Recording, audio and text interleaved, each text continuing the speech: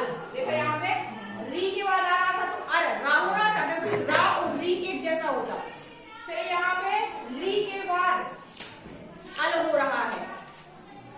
बात समझ में आई? देखो सबसे पहले संधि में दो पद होते हैं, एक पूर्व पद होता है, एक उत्तर पद होता है। पूर्व पद कहलाता है, जैसे एक उदाहरण से समझ, उपेंद्र आ रहा है ना, उसमें दिख रही है ना?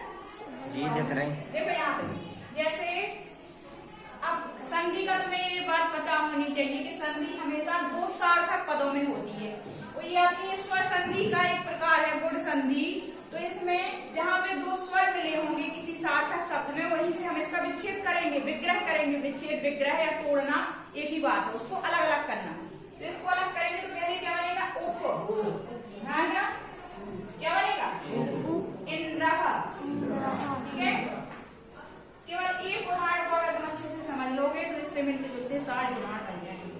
कैसे? देखो पहली बात, हमें गुण संधि की सबसे सरल पहचान है कि उस उदाहरण में ए की मात्रा या ओ की मात्रा होगी या अर की मात्रा होगी। क्या होगी? ए की।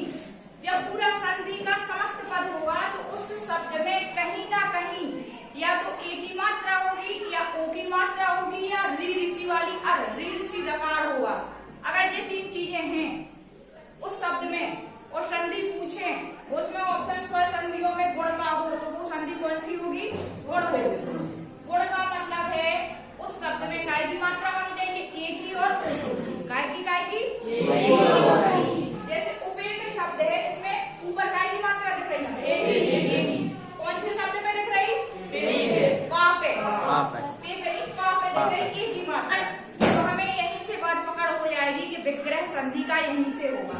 आज बात समझ में कैसे होगा? देखो उप लिखेंगे, फिर प्लस मतलब संधि का पहले ही बात तुम्हें बता चुके कि संधि दो पदों में होती है। पद कहलाते शब्द को संस्कृत में पद बोलते। तो देखो उप एक पद है, एक शब्द है, इंद्र भी एक शब्द है। इसका भी एक मतलब होता है, इसका भी एक मतलब होता है। जब ये दो पद आपस में मिलेंगे वहां संधि होगी। अब ये किसी न किसी नियम पे आधारित होकर वो एक साथ बनाए जाते हैं। ऐसा नहीं है कि सीधा डायरेक्ट उपेंद्र ले लो, उपेंद्र नहीं लिख सकते। इसका एक नियम होता है, हमेशा कभी भी बीच में स्वर नहीं लिखा जा सकता। अगर हम एक साथ लिख रहे हैं, जैसे अगर हम इसको ऐसे लिख रहे हैं, कैसे उपेंद्र नहीं लिखेंगे ना, नहीं लिख सकते। ये नियम होता। अगर उसके पहले व्यंजन है, वो स्वर के बीन है और बाद में स्वर है, तो वो स्वर अपना रूप इसके ऊपर दे देगा। ठीक है, तो ये तो बहुत गलत है, हम इस पर ध्यान देते हैं। उपेंद्र है। अब संधि का नियम क्या कह रहा है? हमें इस पद में हम ये बताना चाह रहे थे कि पद के अंत में संधि होना कहाँ है? केवल इतनी चीज पे, ना हमें इस शब्द से मतलब है ना हमें इस शब्द से मतलब है। हमें केवल इस पा और ई पे ध्यान देना है। काय पे ध्यान देना? पा पे और ई पे। इसमें कौन सा नियम हमें दिख रहा है, क्या लागू होगा, वो कौन सी संधि का नियम होगा, हमें दिमाग इस पे लगाना है। ना ऊ से मतलब है, ना नाव द्राह से मतलब है। हमें इन दो शब्दों पे ध्यान देना।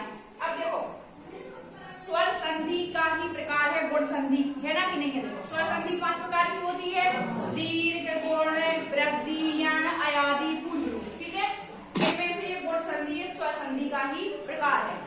तो स्वर संधि का नियम होता है जहाँ स्वरों से स्वरों का मेल हो, वहाँ कौन सी संधि होती? स्वर संधि होती है। तो तुम्हें ये बात तो पता है कि यहाँ पे स्वर होना चाहिए और यहाँ भी दोनों जगह हमें स्वर मिलना चाहिए। स्वर जानते हो कितने होते हैं? छोटा बड़ा, छोटी बड़ी, छोटा बड़ा। री ऋषि वाला भी स्वर ही होता है, तो यहाँ पे आया ऋषि। ए आई ओ आओ। ठीक है, इतने आपके स्वरों के अंतर्गत आएंगे। तो ये जो 5 संधि होंगी वो इन्हीं स्वरों की सहायता से या स्वरों में बदलाव होने के कारण ही होंगी। व्यंजन नहीं होगा। अगर व्यंजन हो गया तो वो संधि व्यंजन संधि कहलाने लगेगी और हमारा इसके अंतर्गत उसका उदाहरण नहीं माना जाएगा। बात समझ में आ रही? जैसे कि ये उप। अब देखो उप एक क्या पा क्या है, पहले ये बता। स्वर है कि व्यंजन है? व्यंजन है, लेकिन इसमें स्वर भी है ना? स्वर कौन सा स्वर है? आ।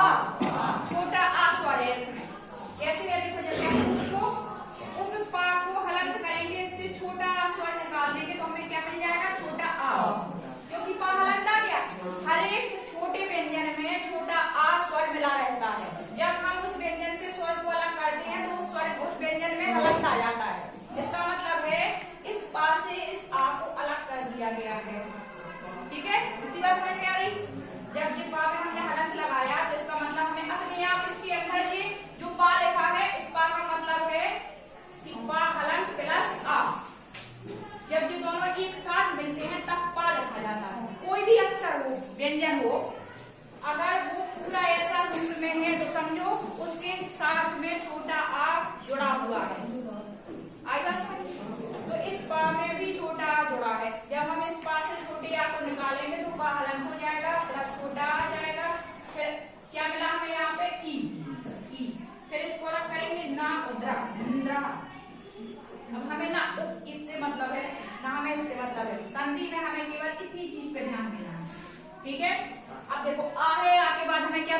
अगर यहाँ बड़ा आ भी होता तो यहाँ पे बड़ी ई भी होता। हमने क्या बताया, छोटा आ भी हो सकता है इस पद के अंत में।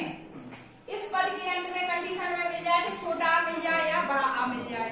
और इस शब्द के पूर्व पद कहलाता है। इसके पहले भाग में यहाँ पे केवल हमें इतने में जोड़ना है ना, हमें इससे मतलब ना इससे मतलब इसके अंत में प्लस के बिल्कुल करीबी, प्लस इस जो प्लस का निशान है इसका करीबी जो वर्ण है उसमें कौन सा स्वर है, और प्लस के बाद जो पूर्व में है वो कौन सा स्वर है। हमें केवल इन दो स्वरों पर ध्यान देना है।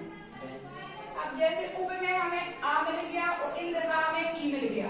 और गुण संधि के नियम में बताया है कि छोटा और ई मिलके क्या होना था, ए होना था। तो जब ये दोनों की जगह क्या आ जाएगा, ए, या तो ऐसा ए आ जाएगा या मात्रा के रूप में व्यंजन पे जाएगा वो ए आ जाएगा। अब देखो अब क्या लिखा हमने,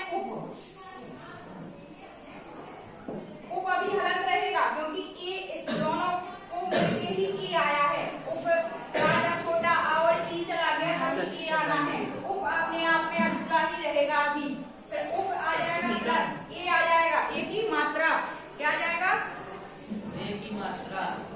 तो ये जो ए आ जाएगा ये ए पहले अपन लोग कैसे लिख लेंगे। फिर क्या बचा अपना शब्द आधा ना और द्रा, आधा ना और द्रा। अब देखो इसको, देखो जे व्यंजन है ये आधा है, ध्यान दो उदाहरण कहाँ देख रहे हो। अगला तुम लोगों को सॉल्व करना आके हम उदाहरण देंगे फिर तुम लोग बताओगे।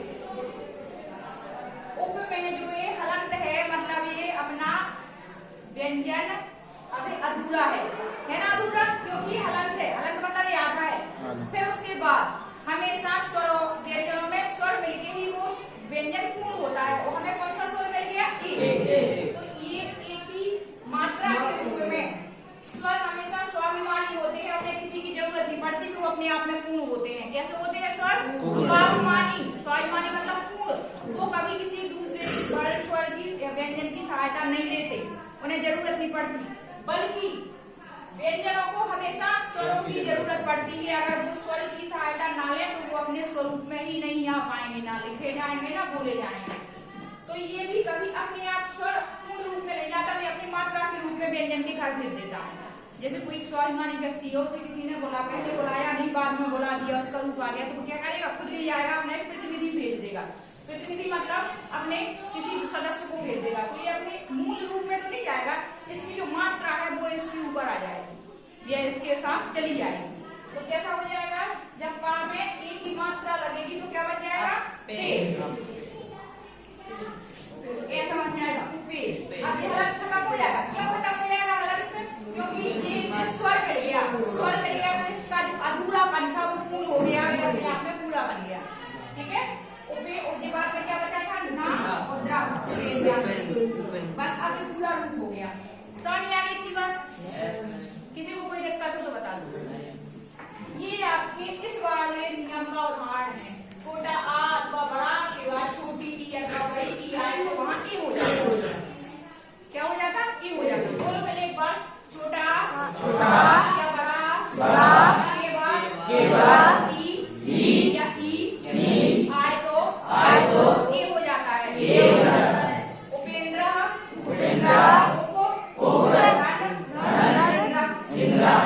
उप में छोटा आ है, आ निकल गया, इंद्र का ई निकल गया, फिर मिल गया अपने आ और ई मिलके क्या ए बन गया, आ और ई मिलके यहाँ ए आ गया। ए की मात्रा पा पे चढ़ गई, पा का हलंत खत्म हो गया, ना उतरा लिख दिया, पूरा शब्द क्या बन गया, उपेंद्र। अब इसी प्रकार जैसे कौन सा महेशा उदाहरण लेते हैं इसी का दूसरा। ठीक है, अब सिंपल समझाएंगे जल्दी पूरा डिटेल है।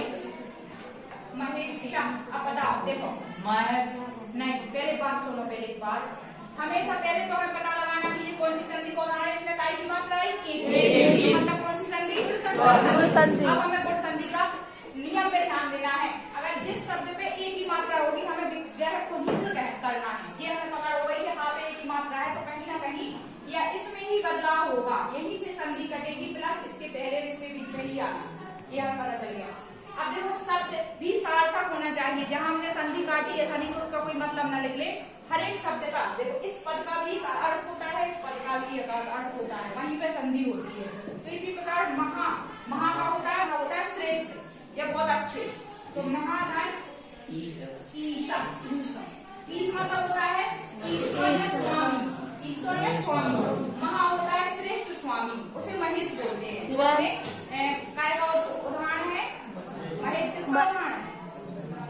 देखो यहाँ पे महा में हमें क्या मिला, हा में बड़ा आ, तो इसमें ईस में क्या मिला, बड़ी ई।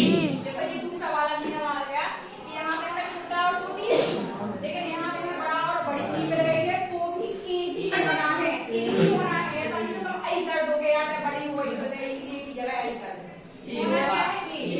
मात्रा की उसमें लेने के रूप में एक ही मात्रा। अब बात देखना, जब इसे मिलाएंगे तो पहले मान ऐसा हो जाएगा, इसमें क्योंकि हा अलग किया गया, महा प्लस ई हो जाएगा, फिर सा आ जाएगा। अब जब इसको जब जोड़ेंगे तो आ और ई में ए मात्रा के रूप में ऐसा हो जाता है। अब जब इसके साथ मिल देंगे हम, माँ में ए की मात्रा आएगी तो इसका हलन खत्म हो जाएगा। जब हमने इससे आ निकाला था तब हा में हलन आया था, इस बात को ध्यान समझ लेना। जब हमने इसके हा में बड़ा आ को अलग किया था तब ये अधूरा बचा था, लेकिन उसे एक स्वर मिल गया तो फिर से वो पूर्ण हो गया और इसका ये हलन खत्म हो गया। हलन का मतलब ये आधा है। अब लेकिन इसे ए की मात्रा मिल गई तो इसका हलन खत्म हो गया। कभी ऐसा न कर देने का साथ में हलन भी बना रहे हो, ए की मात्रा भी लगा दे, सब गलत हो जाएगी, ये गलत बात हो जाएगी। फिर हो जाएगा मानिए समझ में आया? अब इसी प्रकार है और भी उदाहरण तुम लोगों के, जैसे गणेशा, पकड़ करना है संधि की, एक ही मात्रा है, कौन सी संधि होगी? गुण संधि। पहले तो कभी कभी ये पूछ लेते हैं, 5 उदाहरण दे देंगे, दिए है गुण है कि वृद्धि है, तो अगर एक ही मात्रा है तो कौन सी संधि? गुण संधि। अब अगर कहा उन्हें विग्रह करके बताओ और अंदर चले गए पेपर में पूछने के लिए, उन्होंने कहा विग्रह करो, तो फिर हमें कहाँ पे ध्यान देना है, जिस शब्द पे एक ही मात्रा है हमें वहीं से विग्रह करना है, ठीक है? तो यहाँ पे काय पे है एक ही मात्रा, तो इसका विग्रह करने का गढ़ क्या है? ईशा। ये बात ध्यान दो, ईशा में हमेशा बड़ी ई आती है, ठीक है? विग्रह जब हम करेंगे तो ईशा की आएगा, बड़ी ई ही आएगी। अब हमें वही सेम की हो जाना है, गढ़ में आ मिल गया, यहाँ पे बड़ी ई मिल गई, ये देखो एक और अलग प्रकार का उदाहरण मिल गया। अभी यहाँ पे छोटा आ और छोटी मिल रही थी, यहाँ बड़ा बड़ी मिल रही थी, यहाँ पे छोटा और बड़ी मिल रही, वो भी ए ही होना है, हो जाएगा ए। अब उसी प्रकार आप सिर्फ ऐसा वो में कर सकते हो, पहले बड़ा निकाल दो, फिर ए बना दो, ए की मात्रा इसमें लगा दो, उसका डिटेल समझ, ठीक है? ये का हो गया उदाहरण। अब देखते हैं हम लोग ओ, कितनी चीज समझ में आ गई?